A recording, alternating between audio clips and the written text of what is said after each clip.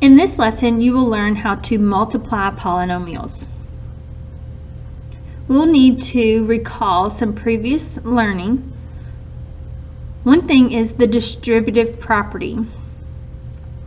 So let's say, for example, you have 5 times 3x plus 2. In order to use the distributive property, you will multiply that 5 times each term inside the parentheses. So 5 times 3x and 5 times 2, which gives us the 15x plus 10. So we are distributing one term to the terms inside of the parentheses. Notice each term inside the parentheses is separated with an addition, or it could have been a subtraction sign. We also need to review an exponent property. A to the m times a to the n. We have learned that we should add those exponents. So this will happen when we're multiplying our variables. X times x gives us x squared, and that is because of this property. This is really x to the first and x to the first. We will add those exponents and it gives us x squared. X times 7 gives us the 7x. But when we multiply our variables, we'll need to add the exponents. So let's go ahead and look at some multiplication here.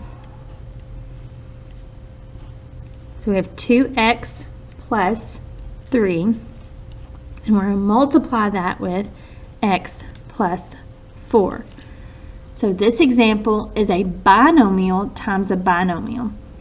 The lesson is multiplying polynomials. So all of these are going to be polynomials, but specifically this is a binomial because it has 2 terms, and a binomial because it is 2 terms. So the steps in order to do this.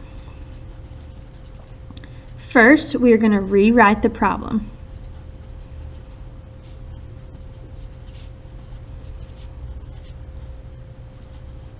So in order to rewrite the problem, you'll take the first parentheses, since we have 2 terms that we're going to distribute to x plus 4, we're going to separate those. We're going to say 2x needs to be distributed with the x plus 4, and then the positive 3 needs to be distributed with the x plus 4. So you're taking the first parentheses and distributing it across the second. So each term, the 2x can be distributed to x plus 4, and the 3 can be distributed to the x plus 4. So taking the first parentheses and separating it with the second parentheses of each term. Our next thing is to actually distribute. Be careful while you're distributing that you look at your sign, your positive and negative signs, your number, and then your variable. So it works out that each time you distributed, you're actually doing 3 things. You're looking at your sign of that term, the number that you're multiplying, and the variable. So be careful each time. It's actually 3 things that you need to look at. So let's talk through this. 2x times x. So our sign is positive. Our number, we have 2 times, the number in front is a 1 if you need to show that. And then x times x, our variable. So each time you distribute, look for your sign, number, and variable for that term. So we have a positive 2x squared, again remembering, adding the exponents, that's where the x squared comes from. 2x times 4, think about your sign is positive. The number would give us 8, and then our variable, we have an x. Now we'll distribute 3 times x, so it's a positive 3x, being careful again with our sign, our number, and our variable for that term as well. And then finally, 3 times 4 gives us a positive 12. Positive times positive is positive. 3 times 4 is 12. And this time we don't have a variable, so we will not include that on this term. Our final step, once we distribute, is to combine like terms. Remember, like terms have to have the same variable with the same exponent. So we have 2x squared. There's no other x squared terms, so we'll just bring this down in our answer. Our x terms, we have 8x. We're going to add that with the 3x. 8 plus 3 gives us 11. And that term will stay an x term. So let's think about it. X plus x is 2x. X plus x is not x squared. If you combine 8 M&Ms with 3 more M&Ms, do not change this to Skittles. M&Ms plus M&Ms are still M&Ms. So don't change your exponent to x squared. That only happened up here when you're multiplying x times x. That's when you add the exponents. So the last thing, of course, we need to bring down our plus 12. Let's look at now example 2. We have x minus 7, and we're multiply that with x plus 5. So our first step is to rewrite the problem. Go ahead and pause the video and see if you can rewrite the problem correctly. So to rewrite, we take x from the first parentheses and multiply it with the second parentheses, x plus 5. Then we come back to the first parentheses and get the negative 7. And then again, we're going to distribute that with the second parentheses, x plus 5. Once you rewrite, we want to distribute. Be careful with your sign, your number, and your variable. So the sign, x times x, that's positive times positive. The number, you can think 1 times 1, but we don't have to show that. And then variable x times x is x squared. This is when we add the exponents. When you're multiplying powers, recall that exponent property. When you're multiplying powers, you add the exponents. This is 1, this is 1. That's how we got 2, making it squared.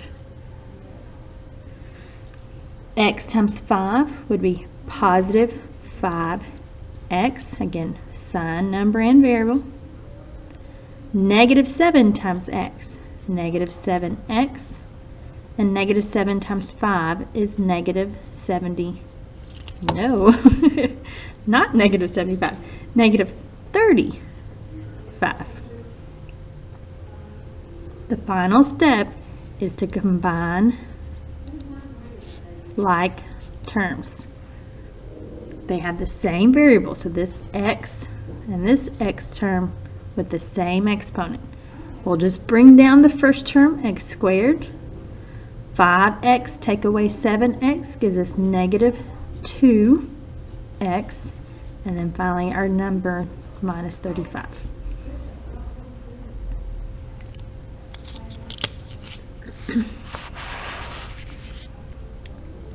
Let's look at example 3. It's somewhat different. So we have 3x minus 4 quantities squared. So this one's not set up as a binomial times a binomial. It's actually just a binomial squared. Let me first point out that this does not mean 3x squared and then negative 4 squared. Do not try to apply or distribute that exponent to each term. This is wrong. Do not do that. let's think about, what does squaring mean? If I had 5 squared, many of you could tell me that that equals 25. But what does 5 squared mean? 5 squared means 5 times 5. And that's where we get the 25 from. So if that's what squaring means, let's take our problem, 3x minus 4, quantity squared, and let's write it out twice just like we would here. Exponents mean repeated multiplication. So we're going to have 3x minus 4 times itself. And now that looks like the problems we've already practiced on questions 1 and 2. We can now distribute. 3x from that first parentheses, we're going to distribute to the second one, 3x minus 4. And then come back to the next term in the first parentheses, that minus 4, again with the second parentheses, 3x minus 4. So it's the first term from the first parentheses, and then all of the second parentheses, next term from the first parentheses, and then all of the second parentheses again. So let's distribute. 3x times 3x is 9x squared. 3x times negative 4 is negative 12x. Negative 4 times 3x is negative 12x. And negative 4 times negative 4 is positive 16. This is the step. You have to be careful of your sign, your number, and your variable each time you distribute. So positive times positive, paying attention to our number and our variable. Positive times negative, again, paying attention to our sign, our number, and variable. Same for each of these distributive property, being careful of the sign, the number, and the variable. So the final step is to combine like terms. Hope you notice they tend to show up in the middle if it is just a basic binomial, so a variable term with a constant term, a variable term and a constant term. If it's just a simple binomial times binomial, your variables should show up in the middle that are like terms. If not, you've done something wrong. Negative 12, take away 12 is negative 24. Be careful, those do not cancel. If one was positive and negative, that's when they cancel. Of course, bring down the 16.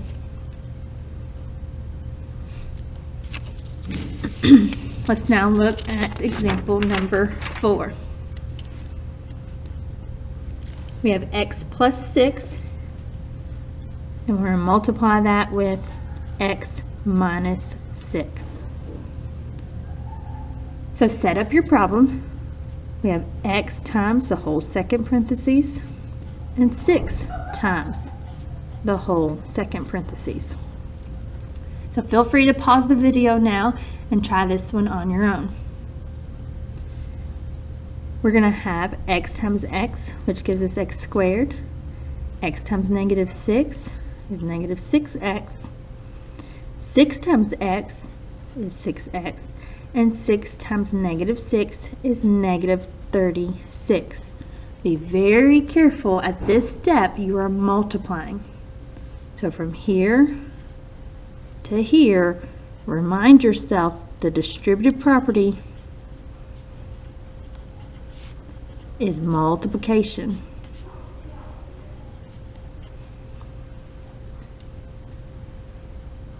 But once you distribute, you combine like terms. So negative 6 plus 6, those actually do cancel each other, and we just bring down the x squared minus 36. So when you're combining like terms from that step to the final, for combine like terms, in that step you're adding, or in the case subtracting, depending on what your sign is. So negative 6, I added 6, they canceled out. Be careful, I do find students sometimes wanting to still multiply at that point. Let's look now at one final example, number 5.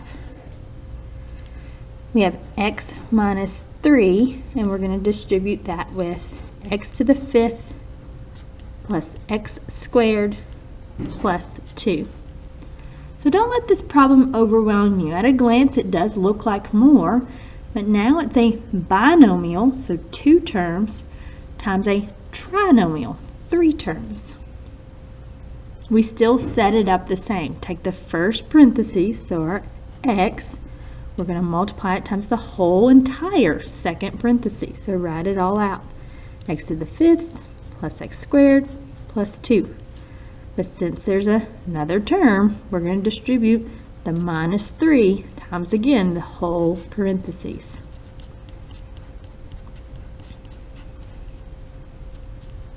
So just write it out as you know.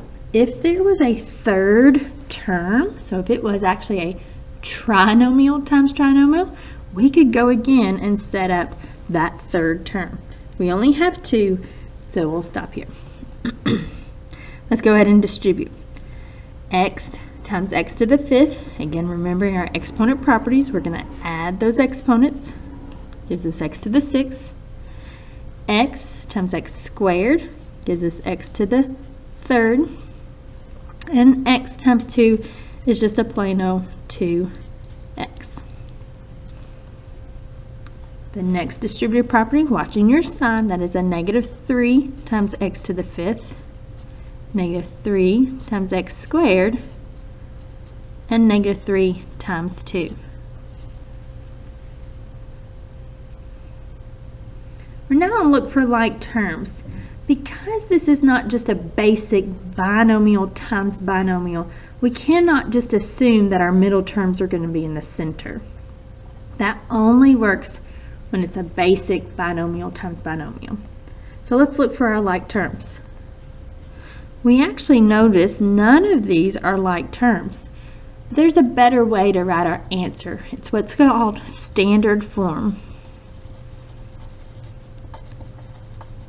Standard form is ordering your terms with the greatest to least exponent.